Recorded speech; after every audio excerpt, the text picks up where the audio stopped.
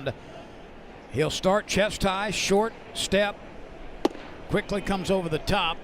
Yeah, and just very little wasted motion. That's right. It's not what – and we remember Paul Skeens. Paul Skeens, when Air Force came in here 2 years ago, which was Paul Skeens' freshman year, he picked up a save here against LSU. That's what he was his first year at Air Force, was a reliever. Matter of fact, he had 11 saves his freshman year. Then went to the starting role with Air Force last year in his second season.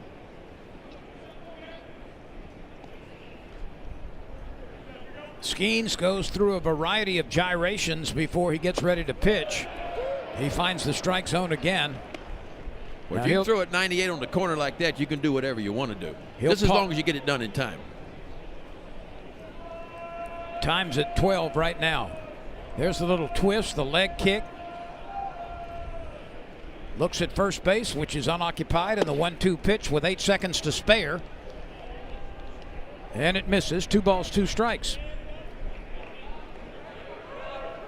Greg Budig out of Plainfield, Illinois.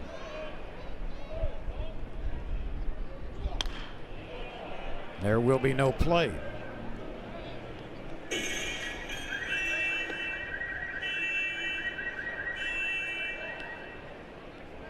That wind continues to be very blustery from left to right toward right field. The 2-2 pitch.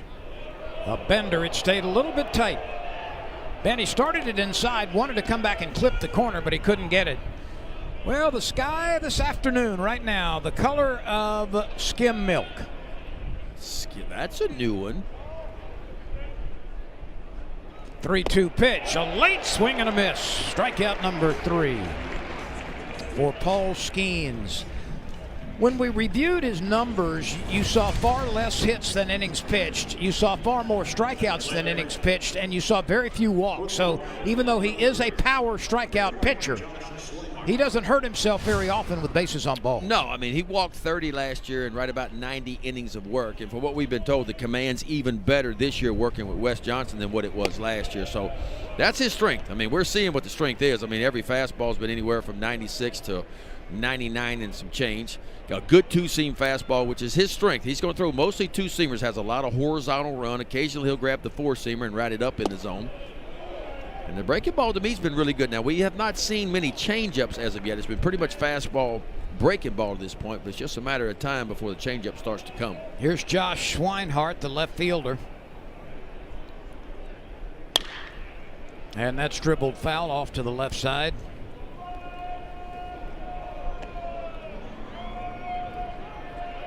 Western Michigan last year hit the ball well, didn't pitch it well at all. This is the second straight time that the Broncos have played an SEC foe. Let's look at all 3 strikeouts, Ben. Nebar, Budig, and Schweinhart go down. Well, this is how you do it here, Lynn. First one right there, a little front door breaking ball, locks him up at the plate, then a fastball elevated on a 2-2 count. How about this one right here? That one there hurt your feelings for sure. Paul Skeens, a big fella, punches out the side. LSU will carry a 2-0 lead into the bottom of the second inning. Targets are on site. It's all here, as we discussed. If you're an undercover agent, you need to be undercover. In position. And if you want to save by bundling home and car insurance, you need Geico. The best team I saw in college baseball in a long time last year, and yet they don't even make it to the College World Series, so it's difficult. Well, your point is so well made, and I agree. Tennessee was by far, on paper and throughout the first 60 games of the year, the best team, period, in college baseball. But it did not, of course, win the final 2 games it needed to. Neal drives this one deep to center field, and the ball is dropped out there after apparently hitting the glove of the center fielder. You could see the wind just whipping that ball all around, and Will Morrison had a great deal of difficulty in finding it, and Brady Neal winds up at third base. Well, the youngster put a charge in this one, and pretty much any other day here at Alex Bach, this ball goes over the fence. Puts a charge in an elevated fastball, and boy, he puts a barrel on it. Will Morrison, the center fielder, is off and moving, but kind of circles it right there off the glove, and it just dies right there, and Brady Neal never checked up. How about that first career collegiate at bat, a triple?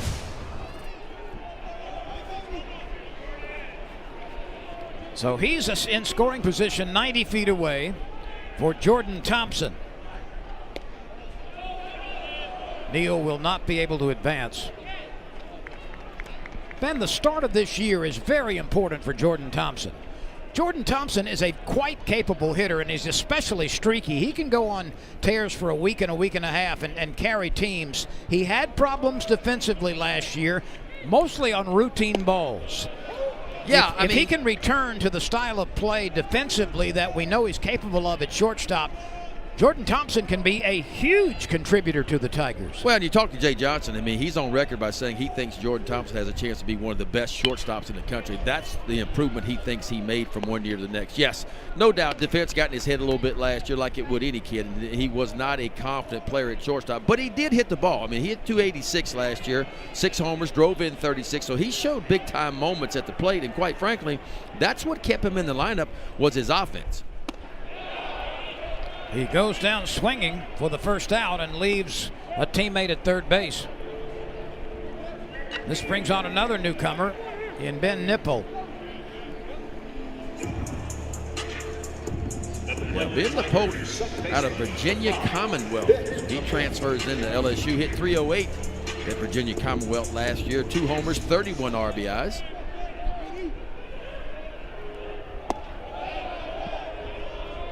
Brady Neal at third base after a triple to deep right center field.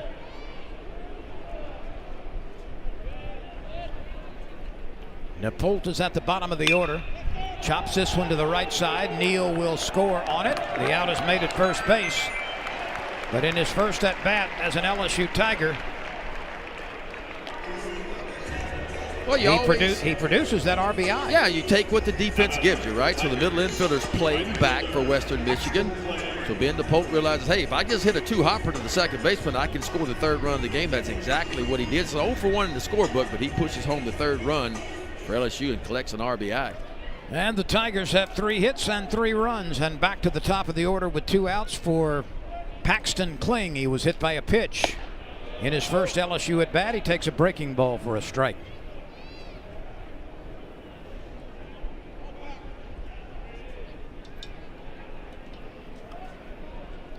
Miller over the top, misses high and away. Game time tomorrow is 1:30 and then 12:30 on Sunday.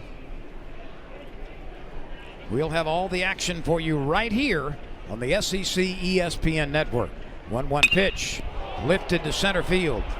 Morrison will have to come on hard for it. He was backing up and finally was able to reverse and make the play. Kling flies to center field, but the Tigers get a run on a wind-blown.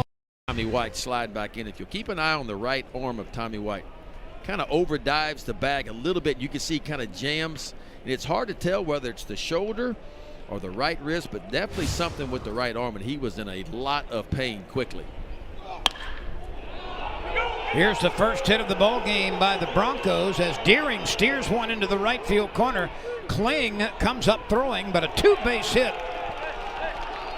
to open this inning for Western Michigan. Ben, you mentioned how many doubles they hit last year, and there's their first one of this season. Boy, and Bobby Deering does a nice job. Watch him just kind of stick his nose right down on that ball. Got fooled a little bit on that breaking ball. Body got out in front, but the hand stayed back, and he put a barrel on it and laced it down the right field line. So a good start for the Broncos here in the top of the 3rd.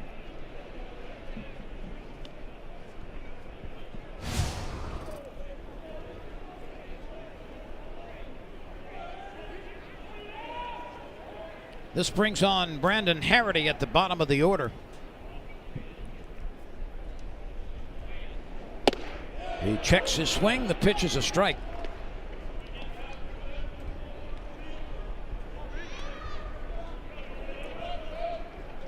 Skeens has been burning the strike zone early in the count. That's 8 of 9 first pitch strikes, Ben, and we've talked about that for years. The much elevated success rate that comes when you throw a first pitch strike. Yeah, when you put the hitter on defense right away, it matters. Then you can get to your secondary stuff. And for Paul Skeens, the slider has been really, really good. Again, we've not seen many change-ups yet. It's been pretty much a 2-pitch mix. There you go. Good sinking fastball.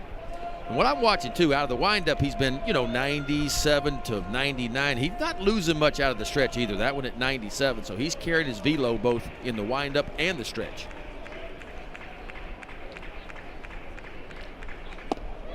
Harity last year Runs left to right on average about 19 inches. And when you think about that, 19 inches? The plate's only 18, right? So right. when he starts it down the middle of the plate, it's off the outside part of the plate. And that's what makes it so special. It's got a lot of horizontal run to it. So as a hitter, you see it down the middle, you go to attack it. By the time you attack it, it's off the plate. That's how much run it has on it. 19 inches. 19 That's incredible. inches of horizontal break. Found this interesting.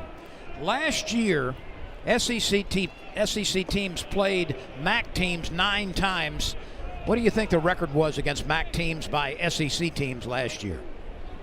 MAC versus SEC? Mm-hmm. I'm going to say they probably won about 8 out of 9 would be a good guess. That's a very good guess. That is correct.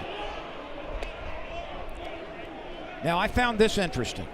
Out of all the baseball conferences, all of them, last year,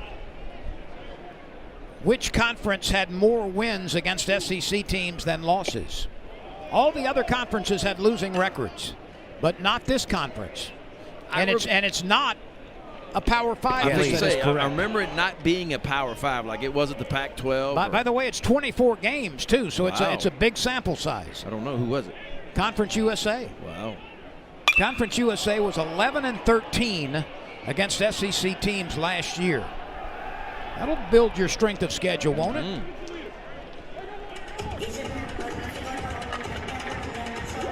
Yeah, baseball's just different. I watch football a little bit, but I don't follow it crazy. But if you'd asked me in August, all right, who's the best team in the country, I probably would have said Georgia. They won a national championship last year. Of course, they win it again this year. But last year was a perfect example of why I think baseball is the best sport in the world, right? Tennessee was supposed to get there and supposed to dominate. Of course, Ole Miss was, 64th team to get into, finish 5th in the Western Division of the SEC, and yet they get hot at the right time. They make a run and win a national championship, and that's what separates baseball from a lot of other sports. It couldn't happen in any other sport where the 64th best team could win the national championship. No, you're absolutely right. I mean, compare it against other sports. There is no way the last team to get into the postseason tournament has any chance of winning a national championship in any other sport except baseball. Yeah. And a lot of the doubters thought Ole Miss didn't even deserve to be in the tournament last year. They were that bubble of getting in, but yet. Didn't Oregon State do that several years ago? Oregon State made a late run. There have been some teams that have made runs like that weren't supposed to get in and made good runs. How about Coastal Carolina? Coastal Carolina was one of them. There's no question that Tennessee had the best team in the country last year. Dylan Cruz is now 2 for 2. He had a windblown base hit last time. This time he rakes it into left field. If I can say that was not a blooper. He put barrel on ball on that one. Hits a dart through the left side. Dylan Cruz, the ball just comes off the bat, and that's why he's projected potentially to be the #1 pick in the country this year. One of the leaders for the Golden Spikes Award as well. That base hit comes with 1 out. Here is Jack Merrifield batting for the first time, replacing the injured Tommy White. Cruz takes a pretty hefty lead, and there he goes.